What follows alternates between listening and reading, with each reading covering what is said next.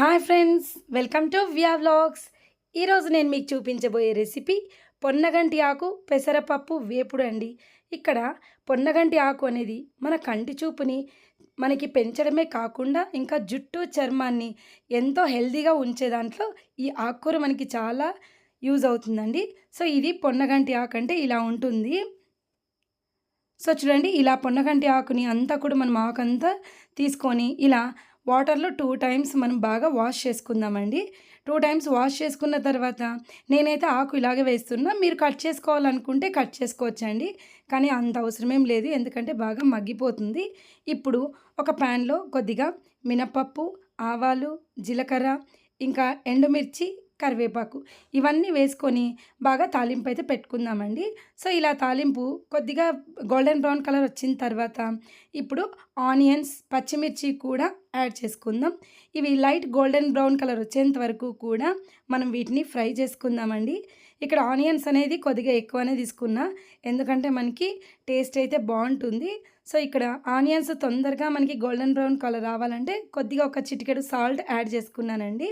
అలాగైతే మనకి తొందరగా తక్కువ టైంలోనే మనకి ఆనియన్స్ అనేవి ఫ్రై అయిపోతాయి. చూడండి, ఇలా ఫ్రై అయిన తర్వాత ఇప్పుడు ఇందులో కాస్త పసుపునైతే యాడ్ చేసుకుందామండి. సో ఇలా పసుపు వేసుకున్న తర్వాత ఒక 2 మినిట్స్ బాగా కలిపి ఇప్పుడు మనం ఏదైతే ఆకుని బాగా కడిగి ఉంచుకున్నాం కదా, సో ఆ పొన్నగంటి ఆకు కూడా ఇందులో వేసేద్దామండి.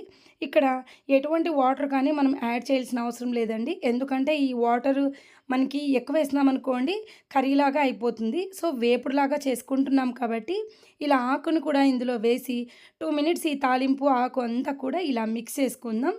ఇప్పుడు మనము లిడ్ క్లోజ్ చేసినామనుకోండి, మూత పెడితే మనం ఆవిరికే ఈ ఆకంతా కూడా బాగా మగ్గిపోతుందండి.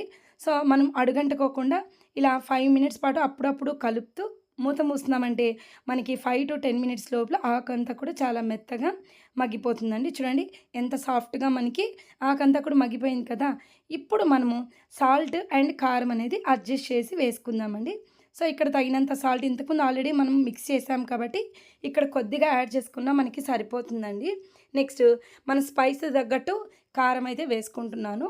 ఇక్కడ కారం వద్దనుకున్న వాళ్ళు ఫస్ట్లోనే పచ్చిమిర్చి కూడా వేసుకోవచ్చండి, కొద్దిగా ఎక్కువ వేసుకుంటే సరిపోతుంది. ఇక్కడ ఆల్రెడీ పచ్చిమిర్చి వేసుకున్నాం కాబట్టి కొద్దిగా మాత్రమే కారం వేసుకున్నాం.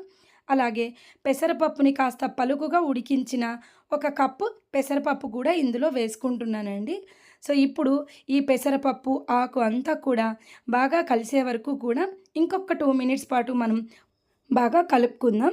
ఇప్పుడు ఫైనల్గా మనం జీలకర్ర పౌడర్ ఇంకా ధనియా పౌడర్ 2 కూడా ఇందులో మిక్స్ చేసుకొని ఇంకొక 2 మినిట్స్ చెప్పాను కదా, మనం మూత క్లోజ్ చేసి మగ్గించుకున్నామనుకోండి, ఇప్పుడు ఎంతో టేస్టీగా ఉన్న పొన్నగంటి కూర పెసరపప్పు వేపుడైతే మనకి రెడీ అయిపోయిందండి. సో ఇది కంటి చూపుని మెరుగుపరచడమే కాకుండా మన జుట్టు చర్మాన్ని కూడా ఎంతో హెల్తీగా ఉంచుతుందండి. సో మీరు కూడా తప్పకుండా ఈ రెసిపీని ఒకసారి ట్రై చేయండి. ఎలా వచ్చిందో కమెంట్ బాక్స్లో కమెంట్ చేయండి. అలాగే నా ఛానల్ని ఫస్ట్ టైం కనుక చూస్తున్నట్లయితే సబ్స్క్రైబ్ చేసుకోండి ఫ్రెండ్స్. ఈ వీడియో కనుక మీకు నచ్చినట్లయితే లైక్ చేయండి, మీ ఫ్రెండ్స్ అండ్ రిలేటివ్స్కి షేర్ చేయండి. Thank you friends, thank you for watching.